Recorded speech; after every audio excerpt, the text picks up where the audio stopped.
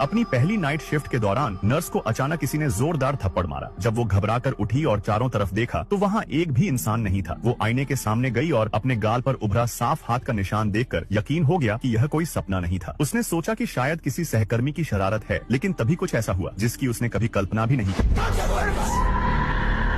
ये कहानी मेक्सिको के एक अस्पताल की है। अपने पहले ही दिन सोफिया को अकेले आईसीयू में नाइट शिफ्ट की ड्यूटी थमा दी गई। हेड नर्स ने उसे चाबी देते हुए चेतावनी दी, अगर नाइट शिफ्ट के दौरान तुम्हें कोई और नर्स दिखाई दे तो उससे बिल्कुल बात मत करना। सोफिया के जाते ही एक नर्स बोली, उसे सच बता देना चाहिए, लेकिन हेड नर्स ने साफ मना कर दिया। आईसीयू पहुंचकर खाली पड़े गलियारे ने सचमुच सोफिया की रूह कंपा दी। उसने हिम्मत जुटाई और काम शुरू कर दिया। शुरुआत में सब ठीक चल रहा था, लेकिन जैसे ही वो एक मरीज का ड्रेसिंग बदलने वाली थी, उसे अचानक गलियारे से गुनगुनाने की आवाज सुनाई दी। सोफिया धीरे धीरे बाहर निकली, लेकिन गलियारा पूरी तरह खाली था। वहाँ कोई नहीं था। वो खुद को समझाती रही कि शायद उसने गलत सुना होगा। फिर वो मरीज के कमरे में वापस लौट गई, लेकिन घबराहट के चलते उसका हाथ फिसल गया और दवाई का घोल सीधा उसके कपड़े पर ढुल गया। वो चेंज करने स्टाफ के लॉकर रूम में गई तो पाया कि उसके लॉकर का दरवाजा पहले से ही खुला था। कुछ समझ पाती उससे पहले ही गलियारे में किसी के चलने की आवाज गूंजने लगी। कांच के पीछे एक साया नजर आया। सोफिया ने उसे आवाज लगाने की कोशिश की, लेकिन कोई जवाब नहीं मिला। हिम्मत करते हुए उसने बाहर झांका। गलियारा फिर से खाली था। जैसे ही उसने कपड़े पहने, कदमों की आवाज दोबारा गूंजी। उसने लॉकर में एक नर्स की टोपी